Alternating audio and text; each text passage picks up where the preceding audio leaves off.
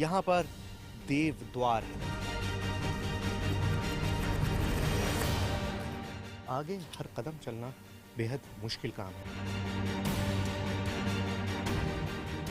जो कहानी जुड़ी हुई है इन गुफाओं से कि भगवान राम यहाँ पर आते थे, भगवान राम इस गुफा में थे और उनकी वानर सेना उनके साथ यहीं पर मौजूद थी।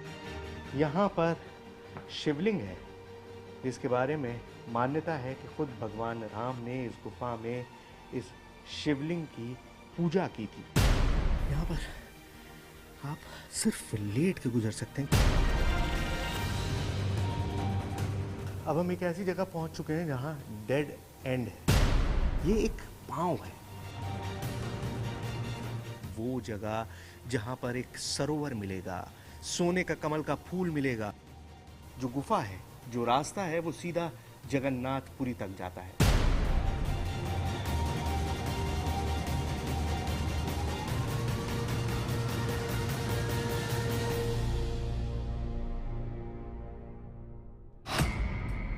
धरती से 150 फीट नीचे देश की सबसे लंबी गुफाएं, जहां आज भी मौजूद हैं श्री राम के महादेव। ओम नमः शिवाय च, नमः शंभवाय च।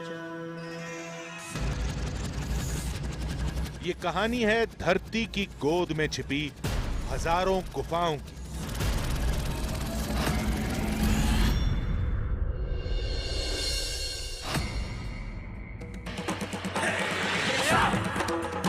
रामायण की एक अनदेखी विरासत की, श्री राम के अनजाने निशानों की और श्री राम के हाथों से सजाए गए महादेव के एक अनसुने रूप की। आज न्यूज़ 18 इंडिया की टीम शुरू करने वाली है अब तक का सबसे मुश्किल, सबसे बड़ा, सबसे खतरनाक मिशन। आज हम दाखिल होंगे कुछ ऐसी गुफाओं में जहां कुछ शोधकर्ताओं को छोड़कर आज तक कोई नहीं पहुंचा।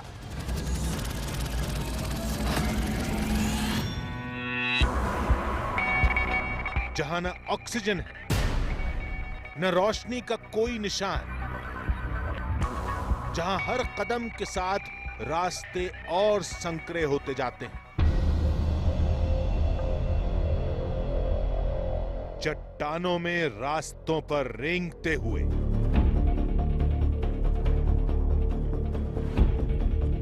कंदराओं की भूल भुलैया में भटकते हुए,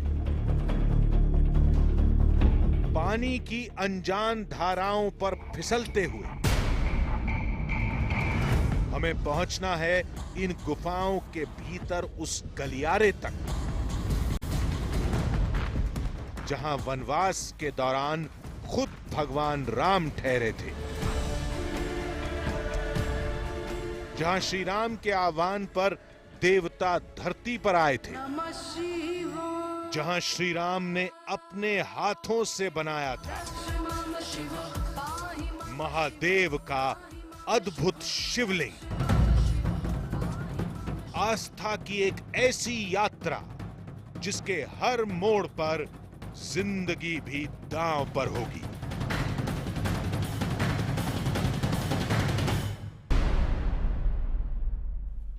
आधी हकीकत, आधा फसाना।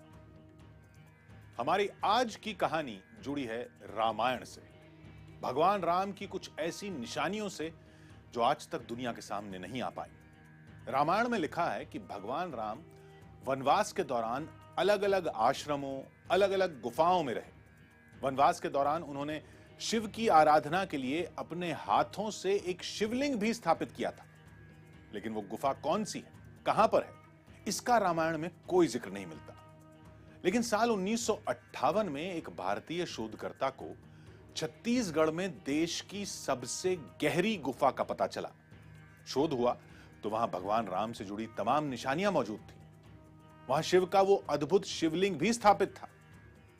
हमें और आपको उस गुफा की जानकारी इसलिए नहीं मिली क्योंकि उस गुफा में किसी आम इंसान का पहुंचना लगभग नामुमकिन है। वहां न सूरज की रोशनी है, न पैदल चलने का रास्ता है। वहां तक जाने के लिए जमीन से 150 फीट नीचे जाना होगा।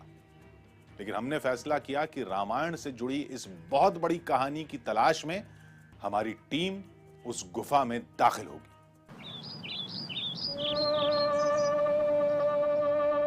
मंगल भवन अमंगल हारी। 14 साल के वनवास में भगवान राम कहां-कहां गए, कहां-कहां रहे, रामचरितमानस में हर कथा का जिक्र मिलता है,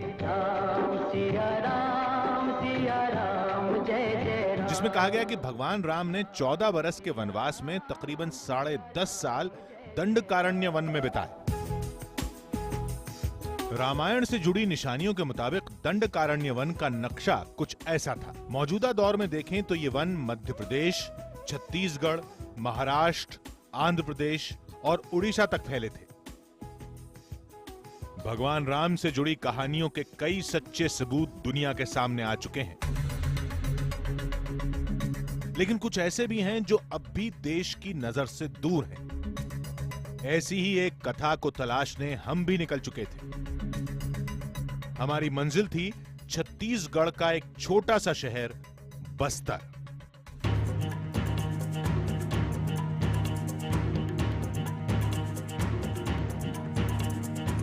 हमें उम्मीद भी नहीं थी कि शहर में हमारा स्वागत कुदरत की ऐसी बेपनाह खूबसूरती के साथ होगा।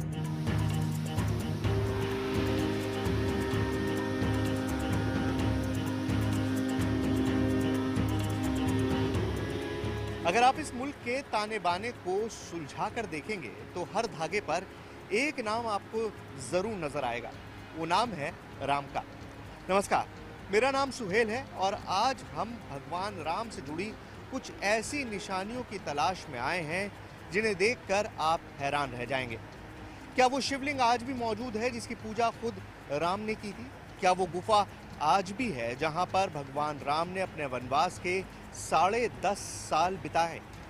क्या धरती के 100 फीट नीचे आज भी वो पाताल लोक मौजूद है जिसे देखकर इंसान अपनी सुध-बुध खो बैठता है? इसी पाताल लोक की तलाश में आज हम पहुंचे हैं छत्तीसगढ़ के जिले बस्तर में। तो आइए शुरू करते हैं राम की ये नई खोज।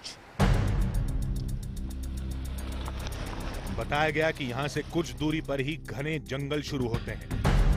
जंगल के बीचों बीच एक बेहद गहरी गुफा है।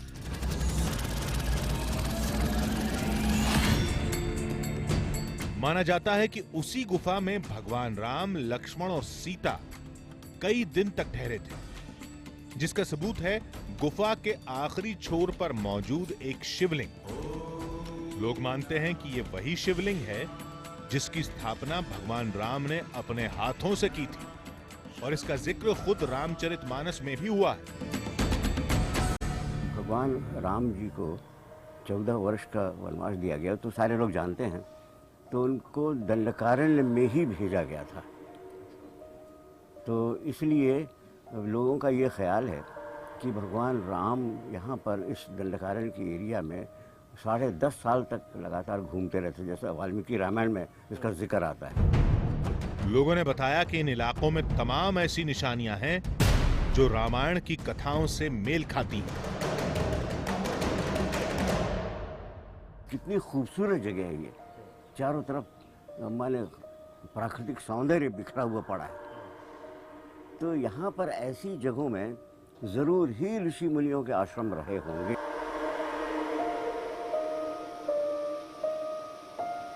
ये पूरा का पूरा दंडक वन, दंडकारण्य, और दंडक वन राम के 14 में से 13 साल के वनवास का साक्षी रहा है। अगर थोड़ा सा आगे निकल जाते हैं, बस्तर की सीमा जैसे ही समाप्त होती है, बगल में भद्राचलम है, और भद्राचलम जो है, जो क्षेत्र है, वहां से कहते हैं कि सीता जी का अपहरण रावण के द्वारा किया गया।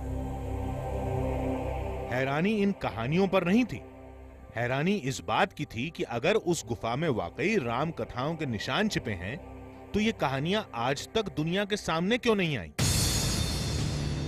थोड़ी पूछताछ की तो पता चला कि उस गुफा की खोज 1958 में ही हुई है। जिस शख्स ने उस गुफा को तलाशा उनका नाम था डॉक्टर शंकर तिवारी। फिलहाल गुफा के कुछ हिस्से पर्यटकों के लिए खोले गए हैं, लेकिन गुफा के आखिरी छोर तक कुछ शोधकर्ताओं के अलावा आज तक कोई नहीं पहुंचा।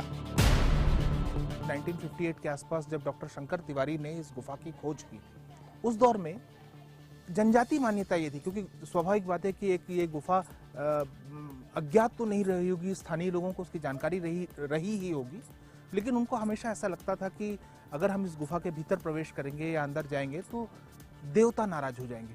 और इस बात को उन्होंने डॉक्टर शंकर तिवारी से भी चर्चा की कि उन्होंने कहा कि साहब आप अंदर तो जा रहे हो, लेकिन संभावना है कि देवता नाराज हो जाएंगे। अब तक जो कुछ भी सुना अब उसे आजमाने की बारी थी, इसलिए हम निकल पड़े एक बेहद खतरनाक, बेहद रोमांचक सफर की ओर, कोटमसर गुफा की ओर। कुछ देर तक इन जंगलों में भटकने के बाद हमें अपनी मंजिल का पहला निशान दिखाई दिया।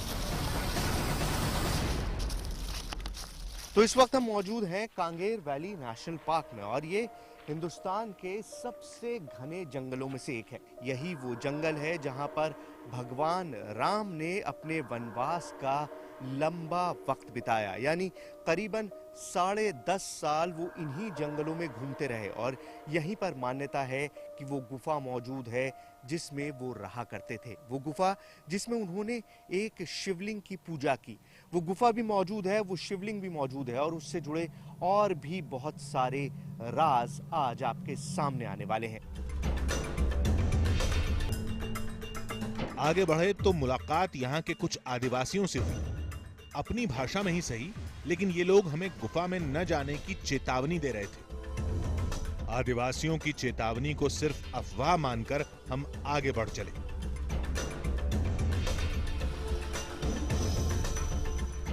करीब आधे घंटे के सफर के बाद हम उस जगह तक पहुंचे जहां से असली इम्तिहान शुरू होना था। तो अब हम कुटमसर गुफा के बहुत करीब हैं, लेकिन यहाँ पहुँचते ही जिस चीज़ पर सबसे पहले नज़र पड़ी है वही ये वार्निंग यानी चेतावनी। और इस बोर्ड पे साफ साफ लिखा है कि अगर आप इस गुफा में जाते हैं तो आप अपनी जिम्मेदारी पर जा रहे हैं, और आपके साथ होने वाली किसी भी दुर्घटना के लिए कोई भी और जिम्मेदार नहीं होगा। यानी यहाँ पर पहला कदम रखते ही हमको उस खतरे का एहसास होने लगा है जो अब शायद हमारे सामने है। ये पढ़कर धक्का सा लगा। सोचा अंदर जाने से पहले कुछ जानकारों की सलाह ली जाए, लेकिन उनकी बातों ने धड़कनें और बढ़ा दी। इस तरह की गुफाओं में जो है एक आम आदमी के लिए जाना हकीकत में बहुत खतरनाक है, क्योंकि मुहाना छोटा है, और जब छोटे मुहाने से आदमी अंदर जाता है तो जिसको हृदय की बीमारियां हैं तो शुरुआत से ही उसका बीपी बढ़ने लगता है यहाँ पर जो है। और उसके बाद छोटे मुहाने से जब नीचे जाता है तो 10, 25, 30, 50 जो सीढ़ियाँ हैं अंदर, उन सीढ़ियों से नीचे तक पहुँचने में जो है बड़ी तकलीफ होती है। तो इसलिए मैं मानता हूँ कि इस तरह की गुफाएं जो है एक आम आदमी के आने जाने के लिए खतरनाक हैं। दिल में एक डर भी था, लेकिन हौसला अब भी बुलंद था। सोचा जो होगा देखा जाएगा, लेकिन हम उस गुफा से खाली हाथ नहीं लौटेंगे।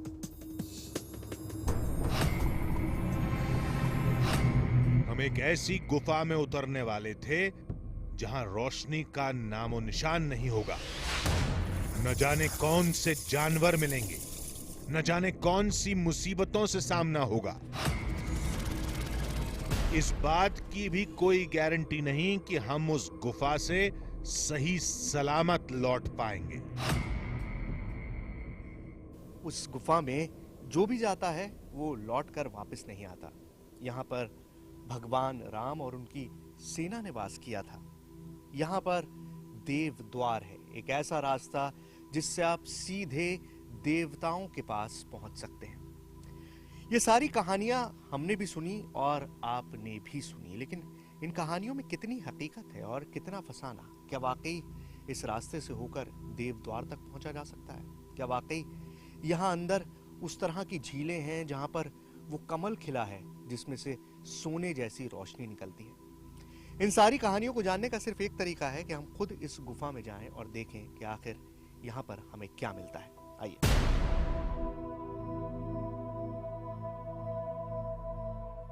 हम आपको फिर से बता दें कि हमारी टीम जिस गुफा में दाखिल होने वाली है उसके आखिरी छोर तक पहुंचना आसान नहीं है। इससे पहले कोई टीवी कैमरा उस गुफा में दाखिल नहीं हुआ है। हमारे सामने भी बहुत से सवाल थे कि क्या गुफा के घुप अंधेरे में हम वो शयन कक्ष तलाश पाएंगे जहां वनवास के दौरान खुद भगवान राम के ठहरने का दावा होता है? क्या गुफा की हजारों कंदराओं के बीच हम उस शिवलिंग तक पहुंच पाएंगे? गुफा में चलते चलते कई बार ऐसा भी लगा कि हिम्मत जवाब दे जाएगी, लेकिन तमाम मुसीबतों से लड़ते हुए हमारी टीम लगातार आगे बढ़ती रही। तो चलिए शुरू करते हैं देश की सबसे गहरी गुफा में एक बेहद खतरनाक, बेहद हैरतअंगेज सफर। दिल में एक अजीब से खौफ के साथ हम गुफा के अंदर दाखिल हुए। गुफा के भीतर पहला कदम रखते ही आंखों के सामने अंधेरा छा गया। न रोशनी की कोई किरण, न रास्ते का कोई अंदाजा। 2 कदम अंदर आने के बाद से यहाँ पर इतना घुप अंधेरा है कि आप अपने हाथ को भी नहीं देख सकते। आप मुझे देख पा रहे हैं हमारे कैमरे की लाइट की वजह से, और आगे हर कदम चलना बेहद मुश्किल काम है। तो हम लाइट का इस्तेमाल करेंगे, लेकिन कोशिश ये करेंगे कि यहाँ का जो वातावरण है, जो नेचुरल इन्वायरमेंट है, जो पिछले कई सदियों से इसी तरह से बरकरार है, उसको किसी भी तरह का नुकसान ना हो। तो चलिए शुरू करते हैं।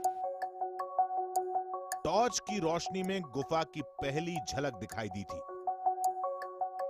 सब कुछ साफ साफ देख पाना मुश्किल था, लेकिन कुछ पत्थर दिखे थे जो इस अंधेरे में किसी हीरे की तरह चमक रहे थे।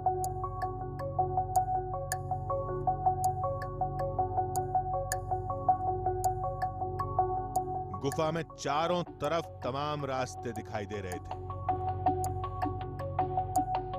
लेकिन हमें किस रास्ते से भीतर जाना है, इसका फैसला बहुत बड़ी चुनौती था।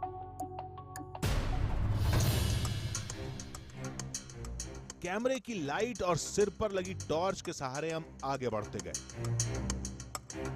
इस खामोशी के बीच कुछ अजीबोगरीब आवाजें भी सुनाई दे रही थीं। शायद उन जीव जंतुओं की जिनके लिए यह गुफा सदियों से उनका आशियाना थी। खैर, इन्हें अनसुना करते हुए हम आगे गए तो आंखें चकमा खा गई। इन रंग बिरंगी चट्टानों को देखकर लगा जैसे सामने कोई इंद्रधनुष हो, लेकिन ऐसा था नहीं।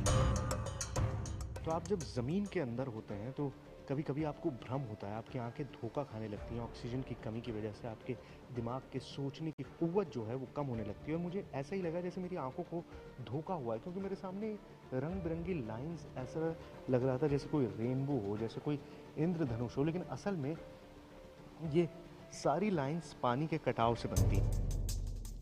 ये सब कुछ देखकर दिमाग में ख्याल आया कि कहीं ऐसा तो नहीं कि इस गुफा में बनी तमाम आकृतियां भी सिर्फ पानी के कटाव का नतीजा हो। लेकिन जैसे ही हम गुफा के अगले मोड़ पर पहुंचे, हमारी गलतफहमी दूर हो गई। ऐसा लगा जैसे हम किसी विशाल काय कमरे में खड़े हों। लोगों का मानना है कि यही वो जगह थी जहां वनवास के दौरान भगवान राम ने डेरा जमाया था। ये जो कहानी जुड़ी हुई है इन गुफाओं से कि भगवान राम यहाँ पर आते थे, भगवान राम का वास था वनवास के दौरान, और जब उनकी सेना लौट रही थी लंका पर विजय हासिल करने के बाद, तो पूरी वानर सेना इन्हीं गुफाओं में रुकी थी, इन्हीं गुफाओं में रही थी। और ये बहुत मुमकिन है क्योंकि यहाँ पर ज़मीन में इस तरह के कितने बड़े बड़े चेम्बर्स हैं हमको नहीं पता। किसी ने भी अभी तक इनको पूरी तरह से देखा नहीं है, मापा नहीं है, किसी को भी अंदाज़ा नहीं है कि आखिर ये गुफाएं कहाँ से कहाँ तक जुड़ी हुई है। क्योंकि कहा तो ये भी जाता है कि गुफा जगन्नाथपुरी से भी जुड़ी हुई है, लेकिन इतने बड़े बड़े चेम्बर्स यहाँ पर होना वाकई हैरानी में डालने वाला है, बहुत ही ज़्यादा हैरत अंगेज है। ये सब कुछ तो सिर्फ शुरुआत थी। गुफा का वो पड़ाव था जहां पर्यटक आसानी से जा सकते हैं। आगे का सफर तमाम चुनौतियों से भरा था। हमें बताया गया कि भगवान राम के हाथों से बनाया गया वो शिवलिंग गुफा के आखिरी छोर पर है, जिसके लिए हमें जमीन से 100 फीट नीचे जाना होगा। ये इतना छोटा रास्ता है, लेकिन खतरा बहुत है। हमको ये नहीं पता कि आगे रास्ता बंद है या खुला हुआ है। हो सकता है आगे ऑक्सीजन बहुत कम हो, बहुत ज़्यादा कार्बन डाइऑक्साइड और मीथेन मौजूद हो, जिसकी वजह से दम घुट सकता है। तो ये एक बहुत ख़तरनाक कदम है जो मैं उठाऊंगा, और बहुत देर से मैं यहाँ बैठ के सोच रहा था कि मुझे करना चाहिए या नहीं करना चाहिए, क्योंकि ये जानलेवा भी हो सकता है। लेकिन अब मैंने फैसला किया है कि मैं थोड़ी दूर जाके देखता हूँ कि मैं कहाँ तक पहुँच सकता हूँ।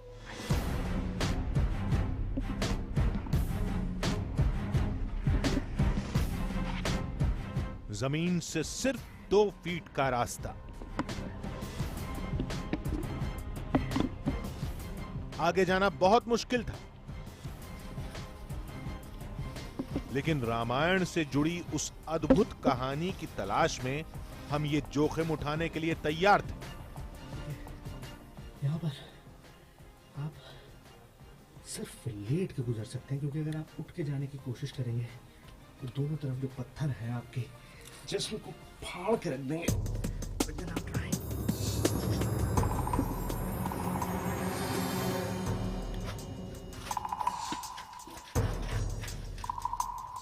एक मुश्किल खत्म हुई तो अगली मुसीबत सामने थी।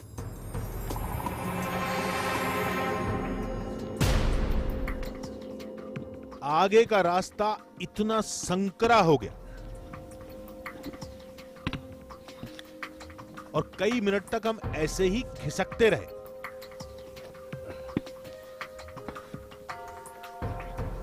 हमें अपने कैमरे की रिकॉर्डिंग भी रोकनी पड़ी। तो हम इस पैसेज में पिछले 15-20 मिनट से खिसक रहे थे, और उसकी रिकॉर्डिंग भी मेरे पास मौजूद नहीं है, क्योंकि वहाँ कैमरा चलाने की कोई जगह नहीं थी। मेरे कैमरामैन कैमरा नहीं चला सकते थे। वो किसी तरह से खिसक कर यहाँ पहुँचे। यहाँ थोड़ी सी जगह है, थोड़ा स्पेस ज़्यादा है, लेकिन एक खतरे की जो घंटी है वो ये है, नमी। ये पानी बेहद ख़तरनाक होता है, क्योंकि हो सकता है आगे मिट्टी धंसी हुई हो और रास्ता बंद हो, और ऐसे में जो हमारी इस वक्त हालत है उसमें बिना रुके वापस जाना शायद मुमकिन नहीं होगा। कोशिश करता है।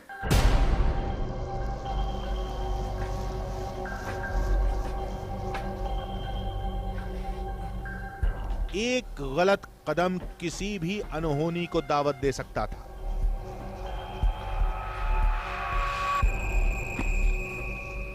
सांसें फूल रही थी।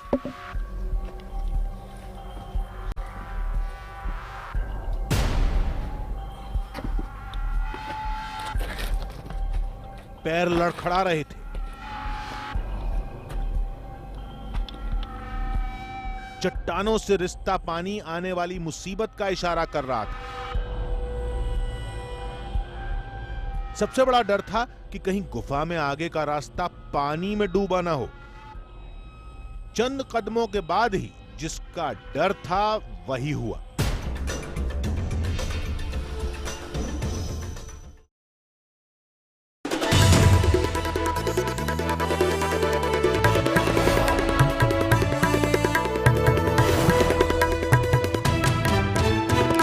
चलते चलते हमें गहरी खाई में गिरने से बाल बाल बचे।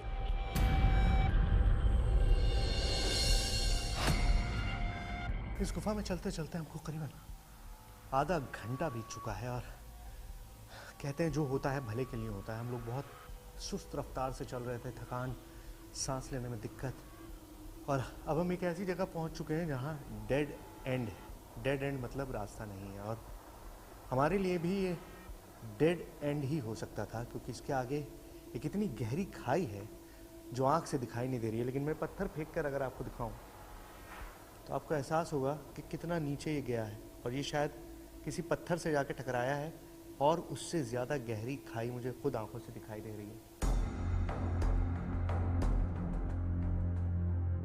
न कोई रास्ता दिखाने वाला था, न मंजिल का पता बताने वाला।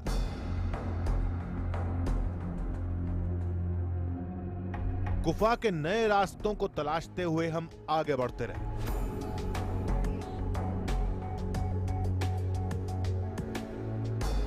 जितनी हैरत अंगेज ये गुफा थी, उससे कहीं बड़ा अजूबा थे यहां के जीव जंतु। गुफा में इस तरह के कीड़ों की गिनती लाखों में है। इन्हें शंकर कहा जाता है, जिनका नाम इस गुफा की खोज करने वाले डॉक्टर शंकर तिवारी के नाम पर ही पड़ा है। आप जानकर हैरत में पड़ जाएंगे कि यहां जितने भी जीव जंतु मिलते हैं वो अंधे होते हैं, यानी सदियों से इस अंधेरे में रहने की वजह से ये कीट पतंगे कुदरती तौर पर बिना आंख वाले होते हैं। इस गुफा में रोशनी नाम की कोई चीज़ है ही नहीं। यहाँ पर रोशनी आती ही नहीं है, इसलिए यहाँ पर मौजूद हर कीट, हर परिंदा, यहाँ तक कि मछलियाँ भी अंधी हैं। उन्हें रोशनी का कोई एहसास नहीं है, उन्हें नज़र नहीं आता है। और इसका एक नमूना ये है। हमारे कैमरे की तेज़ रोशनी में जो कीड़ा आपको दिखाई दे रहा है, इसका नाम डॉक्टर शंकर तिवारी के नाम पर रखा गया है, जिन्होंने उस गुफा की खोज की थी। ये कीड़ा हमारी रोशनी से भाग नहीं रहा है, अपनी जगह पर मौजूद है, क्योंकि इसको रोशनी दिखाई नहीं दे रही है। इसकी आंखें तो है ही नहीं। इसके ये बड़े बड़े एंटीना हैं। इन एंटीना की मदद से ये अपने आसपास महसूस करता है और तभी चलता है। मैं आपको दिखाऊंगा। अभी ये देखिए आप इसको, ये रोशनी में अपनी जगह पर है, बिल्कुल कहीं नहीं हिल रहा है। अब मैं इसके एंटीना पर हाथ लगाऊंगा, ये देखिए, और ये उड़ गया। एंटीना पर हाथ लगते ही वो सीधा मेरे ऊपर आया, और अब कहाँ है ये मुझे भी नहीं पता।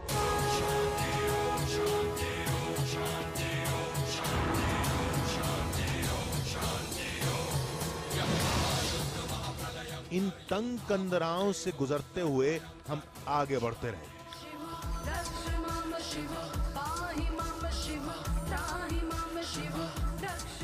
एक डर ये भी था कि अगर कैमरे की बैटरी खत्म हुई तो गुफा के घुप अंधेरे के बीच हमारा लौटना नामुमकिन हो जाएगा।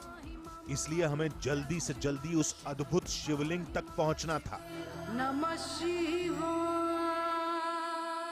आपने बर्फ से बने अलग अलग शेप्स देखे होंगे, पहाड़ देखे होंगे बर्फ के, लेकिन यहाँ पर ये जो कुछ बना हुआ है ये पानी और कैल्शियम की बदौलत है। और आपको ऐसा लगेगा जैसे किसी ने संगमरमर से मूर्तियाँ तराशी हैं। ताजमहल जैसा सफ़ेद संगमरमर है और उसको तराश कर ये शानदार कलाकृतियाँ तैयार की गई हैं। लेकिन ये सब बना है सिर्फ पानी की टपकती हुई बूंदों की वजह से, और उसने ये मायावी संसार तैयार किया है। एक ऐसा संसार जिसके बारे में हम सुनते तो हैं, लेकिन जिसको हम कभी आंखों से नहीं देखते। और आज आप पहली बार अपनी आंखों से हिंदुस्तान की सबसे रहस्यमयी गुफाओं को देख रहे हैं।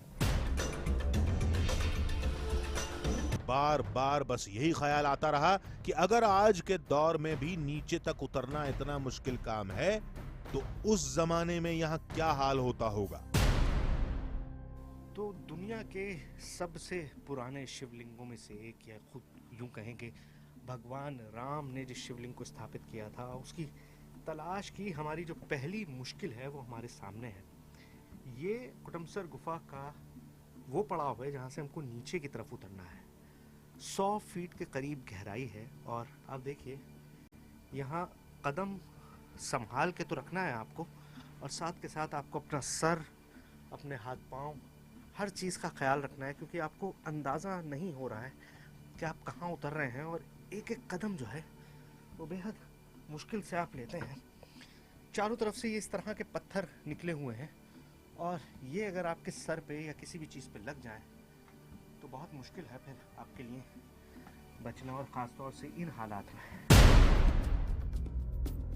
गुफा के इन रास्तों पर आज तक सिर्फ शोधकर्ता ही पहुंचे हैं, जिन्होंने अपनी सहूलियत के लिए कुछ इंतजाम भी किए हैं, और यही इंतजाम हमारे लिए भी सबसे बड़ा सहारा थे। तो 15 से 20 फुट नीचे उतरने के बाद ये लोहे की सीढ़ी लगाई गई है जिसके ज़रिए आप नीचे उतरते हैं। बहुत आसान बना दिया है, पहले रस्सी से उतरकर नीचे जाया जाता था और इतना इनएक्सेसिबल रास्ता है कि आज भी मुझे नहीं लगता कि चंद लोगों के अलावा कोई भी इस गुफा में आ सकता हो। यहां बनी सीढ़ियां एक इशारा थी कि हम सही रास्ते पर हैं। शायद इन्हीं रास्तों से होकर शोधकर्ता भी उस शिवलिंग तक पहुंचते होंगे। आप इस रास्ते से अंदाज़ा लगा सकते हैं कि इतने सालों तक, इतने दशकों तक ये गुफा लोगों की आंखों से ओझल क्यों रही। एक एक कदम इसमें चुनौतीपूर्ण है। ये सारे इंतज़ाम होने के बावजूद भी पत्थर जो हैं ये आपके सबसे बड़ा दुश्मन है, क्योंकि हल्की सी चोट आपके शरीर को काट के रख सकती है। बहुत शार्प, बहुत नुकीले पत्थर है। दूसरी चीज़ ये कि जो मिथक है कि यहाँ पर आत्माएं हैं, वो मैं आपको बताऊं कि इतना घुप अंधेरा है इस गुफा में कि आप आगे का 1 इंच भी नहीं देख सकते। मैं अगर अपनी लाइट के ज़रिए अपने एक एक कदम को ना देखूं तो बहुत मुश्किल है कि मैं एक भी कदम यहाँ पर चल सकूं। चलिए।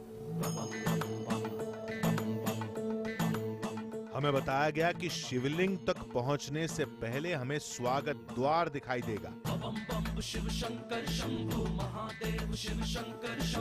और उसी के बाद श्री राम के महादेव की अद्भुत दुनिया शुरू होगी। शायद हम उसी द्वार पर पहुंच चुके थे।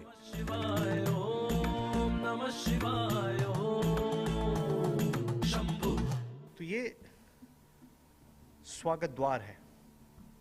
स्वागत द्वार यानी वेलकम डोर। और इस गुफा में जिस तरह से आपने देखा होगा मंदिरों के प्रांगण में दरवाजे के ऊपर एक झालर होती है जो चारों तरफ से उस दरवाजे को सजाती है और उस झालर से होकर आप नीचे आते हैं। तो यहाँ देखिए ये उसी झालर का शेप है। बीच में एक पिलर है और उस पिलर के दोनों तरफ इस तरह की झालर लटकी हुई है। ये इस गुफा का स्वागत द्वार माना जाता है। माना जाता है कि देवताओं का स्वागत होता है इस स्वागत द्वार के ज़रिए। ये जो नेचुरल फॉर्मेशन है ये उस तरह से है कि यहाँ पर स्वागत के लिए एक अलग से दरवाज़ा बनाया गया है जिससे देवता इसके अंदर आए और वापस उस तरफ जाएं जहाँ पर वो शिवलिंग रखा है जिसे खुद भगवान राम ने अपने हाथों से स्थापित किया था। आगे का सफर कुछ नई चुनौतियां लाने वाला था। हम राम कथाओं से जुड़ी सबसे बड़ी निशानियों के बेहद करीब पहुंच चुके थे। तो क्या हम उस शिवलिंग तक पहुंच पाएंगे जिसे भगवान राम ने अपने हाथों से बनाया था?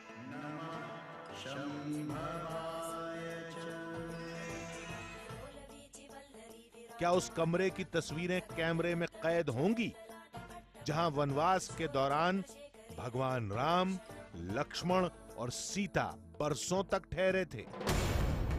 आधी हकीकत आधा फसाना। हमारी टीम देश की सबसे गहरी गुफा में भटक रही थी। इस गुफा में बहुत सी मुश्किलें आईं।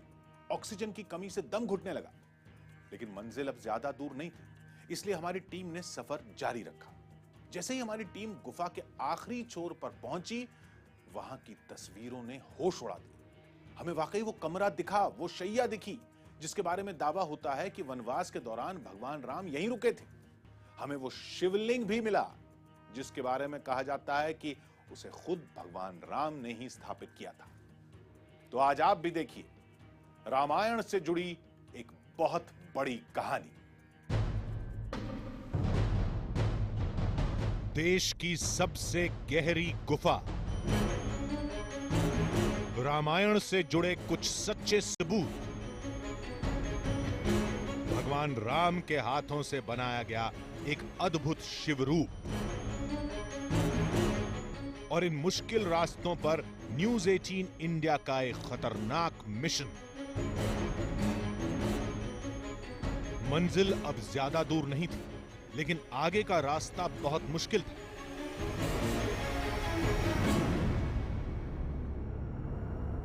जिस गुफा में सदियों से या युगों से रोशनी ना आई हो, वहाँ पर जब रोशनी आती है तो क्या होता है? आप मेरे चारों तरफ देखिए, आपको बिलबिलाते हुए चमगादड़ दिखाई देंगे। ये चारों तरफ उड़ रहे हैं, रोशनी से बौखला गए हैं, इनको समझ नहीं आ रहा है कि यहाँ पर क्या हुआ है और इसीलिए ये बेहद ख़तरनाक हो जाते हैं। ये अग्रेसिव हो जाते हैं, हिंसक हो जाते हैं और ऐसे में ये बेहद खतरनाक भी साबित होते हैं। चारों तरफ उड़ रहे हैं और आगे हर कदम बढ़ाना हमारे लिए मुश्किल होता जा रहा है, क्योंकि जितना हम आगे जा रहे हैं, जितना हम गहराई में इस गुफा में जा रहे हैं, उतने ही ज्यादा चमगादड़ चारों तरफ उड़ते हुए नजर आ रहे हैं। श्री राम के महादेव की तलाश में हम आगे बढ़ रहे थे। मंजिल थोड़ी दूर थी, लेकिन शिव से पहले हमें शिव शक्ति की अद्भुत तस्वीरें जरूर दिखाई दी।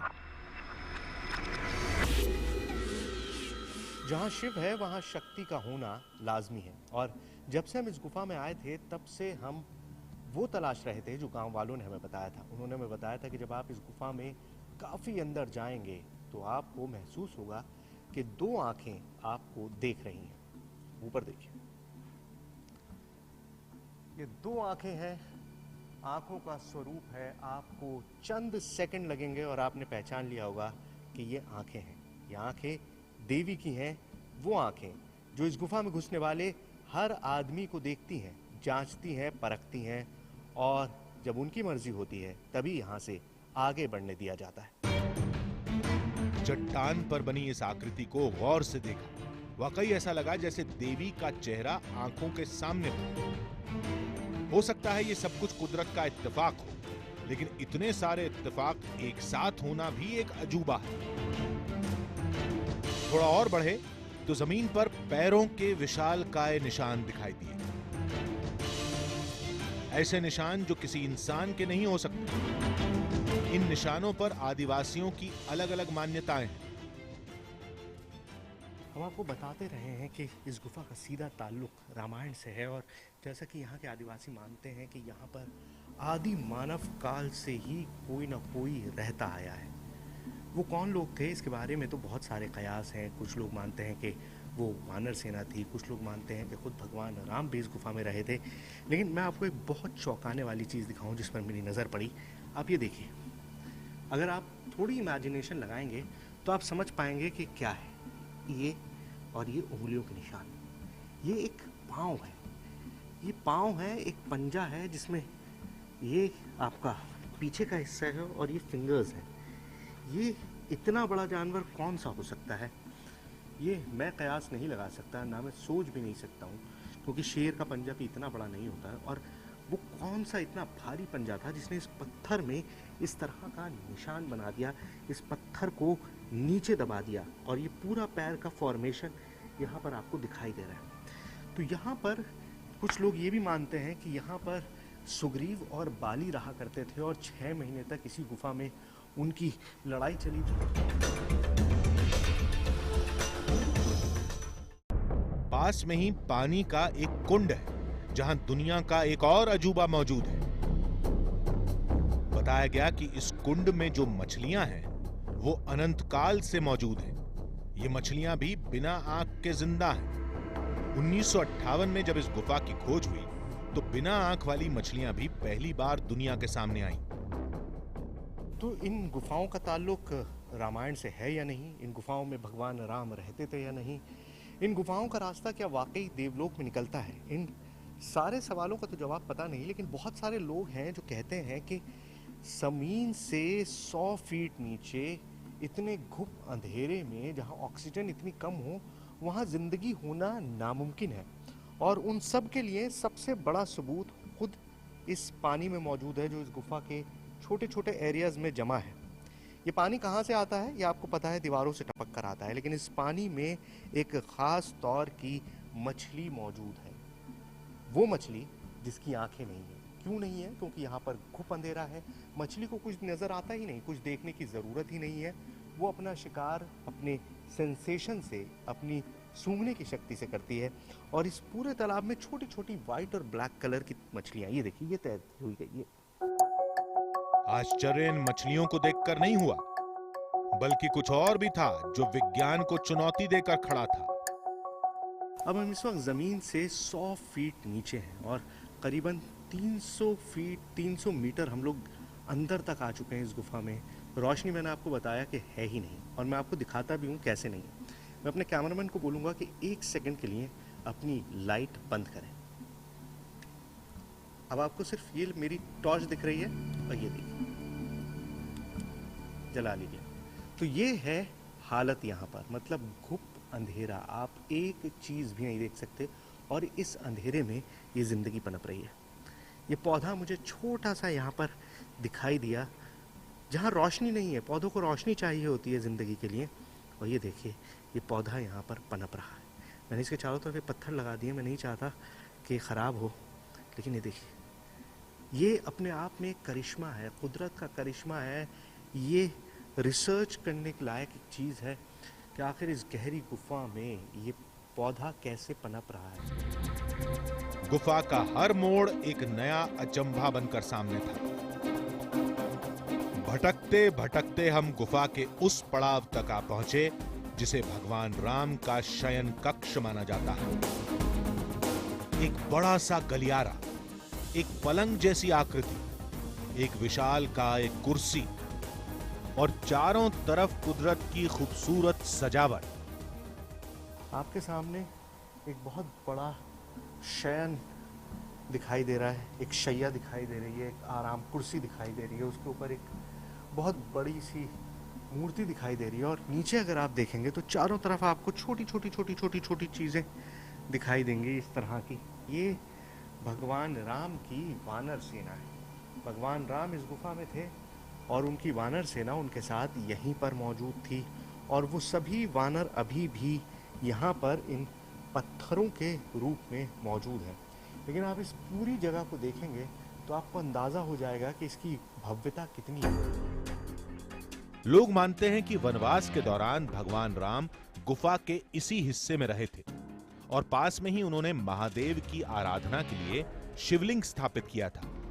लेकिन वहां तक जाने से पहले हमें वो पत्थर दिखा जिससे घंटियों की आवाज निकलती है। मान्यता है कि महादेव की आराधना के लिए भगवान राम ने ही इस पत्थर को घंटियों से स्वर दिए थे। तो मुझे बताया गया कि 1982 में यहाँ पर आकाशवाणी से एक टीम आई थी और इस गुफा में आकर उन्होंने यहाँ के पत्थरों के साथ म्यूज़िक रिकॉर्ड किया, और म्यूज़िक ऐसा था जिसे सुनने के बाद हर कोई उसका दीवाना हो गया। अब इस कहानी में कितनी सच्चाई है मुझको नहीं पता, मैंने सुना और वैसे के वैसे ही मैंने आपको बता दिया। लेकिन यहाँ पर कुछ पत्थर ऐसे हैं, जैसे हमने एक आपको चेम्बर दिखाया था जहाँ हम नहीं जा पाए, ऐसे पत्थर हैं जो बचते हैं। अब मैं आपको बताऊँ, उनमें से ध्वनि तरंगें निकलती हैं। आप इसको सुनिए।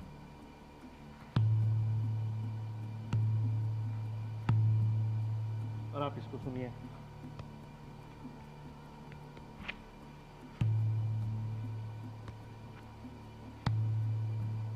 मतलब ये बिल्कुल बराबर में है ये दोनों, और इसमें से ध्वनि तरंगें निकल रही हैं, ऐसी तरंगें जिनको आप महसूस कर सकते हैं। बहुत देर तक ऐसा लगता है जैसे वाइब्रेशन हो रहा है, अंदर कोई तार बंधे हुए हैं जो बजे जा रहे हैं।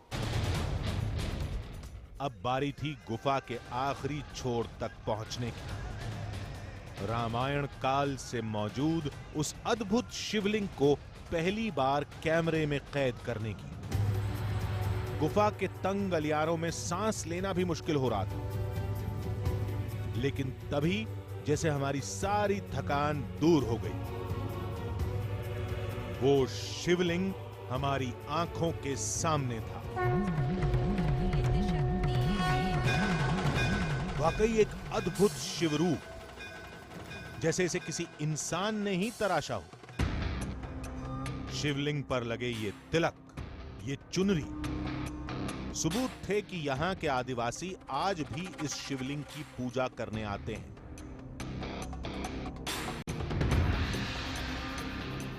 यहाँ पर वो पिंडी है, वो शिवलिंग है, जिसके बारे में मान्यता है कि खुद भगवान राम ने इस गुफा में इस शिवलिंग की पूजा की थी। आपको बताऊं, यहाँ से एक पीछे रास्ता है गुफा का। उस रास्ते के बारे में कहा जाता है कि वो रास्ता सीधा जगन्नाथपुरी तक जाता है। ये रास्ता जगन्नाथपुरी जाता है या नहीं ये किसी को भी नहीं पता, क्योंकि यहाँ आगे रास्ता बेहद संकरा है और लोग मानते हैं कि इसी रास्ते से आप देवलोक भी पहुँच सकते हैं। लेकिन अगर आपके कर्म ठीक नहीं होंगे तो आप इसी गुफा में कहीं सड़ कर मर जाएंगे। और अगर मैं यहाँ से भी महसूस कर रहा हूँ, कैमरे से मैं आपको सिर्फ तस्वीर दिखा सकता हूँ, अभी 4D 5D का ज़माना नहीं है कि मैं आपको स्मेल दिखा सकूं। और मुझे जो यहाँ से स्मेल आ रही है वो बेहद जहरीली गैस की आ रही है, मीथेन की आ रही है। इसीलिए आगे कदम शायद कोई भी इसीलिए नहीं बढ़ाता क्योंकि आगे बहुत खतरनाक गैस का एक भपका आ रहा है जो ये बता रहा है कि आगे जाना सिर्फ मुश्किल नहीं है, नामुमकिन भी है। तो इस शिवलिंग को देखिए, ये वो शिवलिंग है जिसके बारे में मान्यता है कि भगवान राम ने इस शिवलिंग की पूजा की थी जब वो वनवास में थे, जब वो इस इलाके में घूम रहे थे 10.5 साल तक, तब इस शिवलिंग की वो पूजा करते थे। यानी कि यहाँ की मान्यताओं को माने तो वनवास के दौरान भगवान राम इसी गुफा में रहे थे। इसी गुफा में उन्होंने अपने हाथों से इस शिवलिंग की स्थापना की थी। लंका विजय के बाद भी भगवान राम की वानर सेना ने इसी गुफा में डेरा जमाया था। सच क्या है हम नहीं जानते, लेकिन इतना जरूर जानते हैं कि राम कथाओं से जुड़ी इस गुफा में पहली बार कोई टीवी कैमरा पहुंचा है। पहली बार श्री राम के महादेव दुनिया के सामने आए हैं।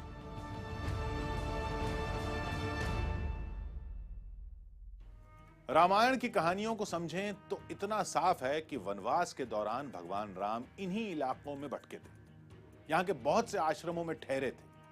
शायद इसलिए बहुत से जानकार मानते हैं कि कोटमसर की गुफाओं में भी भगवान राम ने अपना डेरा जमाया होगा। रही बात उस शिवलिंग की, तो वो वाकई मौजूद है। बस जरूरत एक बड़े शोध की है ताकि सच दुनिया के सामने आए। तो अगले हफ्ते फिर मिलेंगे एक नई कहानी के साथ, जिसमें थोड़ा सच होगा, थोड़ा बहाना, आधी हकीकत, आधा फसाना।